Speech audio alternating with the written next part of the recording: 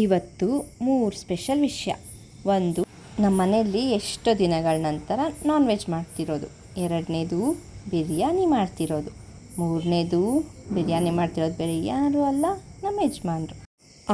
ಅನಾದಿ ಕಾಲದಿಂದಲೂ ಅಡುಗೆ ಮನೆ ಅಂದರೆ ಹೆಣ್ಮಕ್ಳು ಅರಮನೆ ಅಂತಾನೆ ಆಗೋಗಿದೆ. ಅದು ಅರಮನೆನೋ ಸೆರೆಮನೆನೋ ಅವ್ರಿಗೆ ಮಾತ್ರ ಗೊತ್ತು ಅಷ್ಟೆ.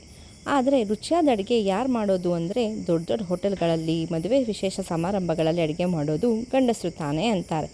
ಅಷ್ಟೇ ಅಲ್ಲದೆ ಚೆನ್ನಾಗಿರೋ ಅಡುಗೆನ ಯಾರೇ ಮಾಡಿದ್ರೂ ನಳಪಾಕ ಭೀಮಪಾಕ ಅಂತಾನೆ ಕರೀತಾರೆ. ನಿಮಗೇನನ್ಸುತ್ತೆ? ಅಡುಗೆನ ಪ್ರತಿದಿನ ರುಚಿಯಾಗಿ ಶುಚಿಯಾಗಿ ತನ್ನ ಕರ್ತವ್ಯ ಅಂತ ಮಾಡೋ ಹೆಂಗಸು ಚೆನ್ನಾಗಿ ಮಾಡ್ತಾರೋ, ಇಲ್ಲ ಅಪರೂಪಕ್ಕೆ ರುಚಿ ಕಟ್ಟಾಗಿ ಮಾಡೋ ಗಂಡಸು ಚೆನ್ನಾಗಿ ಮಾಡ್ತಾರೋ? ಬನ್ನಿ ಜಾಸ್ತಿ ಮಾತಾಡ್ತಾ ಟೈಮ್ ವೇಸ್ಟ್ ಮಾಡೋದು ಬೇಡ. ಬೇಗ ಬಿರಿಯಾನಿ ಮಾಡ್ಕೊಂಡು ತಿನ್ನೋಣ. ಇವತ್ತಿನ ಅಡುಗೆ ನಾವು ಗಂಡ ಹೆಂಡತಿ ಇಬ್ಬರು ಸೇರಿ ಮಾಡ್ತಿರೋದು. ಏನಿರುತ್ತೋ ಏನಿಲ್ವೋ ಗೊತ್ತಿಲ್ಲ, ಆದರೆ ಕೆಲವು ಮಧುರ ಕ್ಷಣಗಳನ್ನಂತೂ ಮಾತ್ರ ಕೂಡಿಟ್ಟಿರ್ತೀವಿ. ಮೊದಲಿಗೆ ಬಿರಿಯಾನಿಗೆ ಏನೇನು ಬೇಕು ನಾನೆಲ್ಲ ಅರೇಂಜ್ ಮಾಡಿ ಇಟ್ಟಿದ್ದೀನಿ. ಬನ್ನಿ ಒಂದೊಂದಾಗೆ ನೋಡೋಣ ಏನೇನಿದೆ ಅಂತ.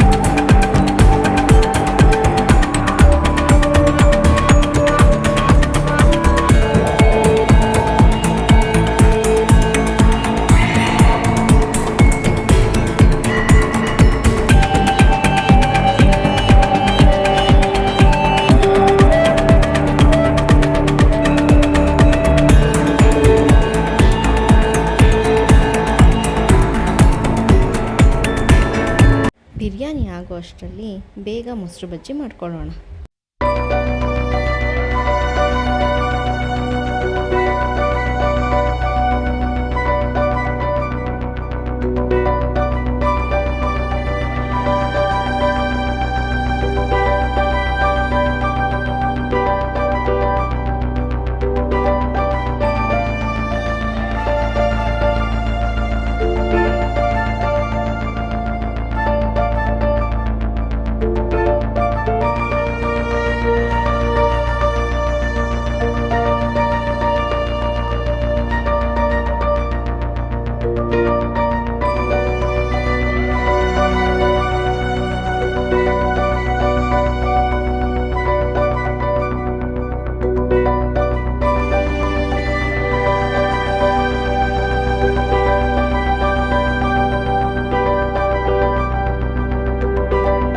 ಅಂತೂ ಇಂತೂ ಇಬ್ಬರು ಸೇರಿ ಬಿರಿಯಾನಿ ರೆಡಿ ಮಾಡಿದ್ದಾಯಿತು.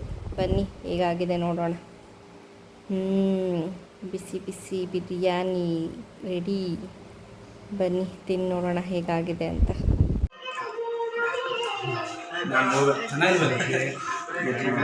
ಹೇಗಿದ್ಯೋ ಅಂಜು? ಚೆನ್ನಾಗಿಲ್ವಂತೀರಿ?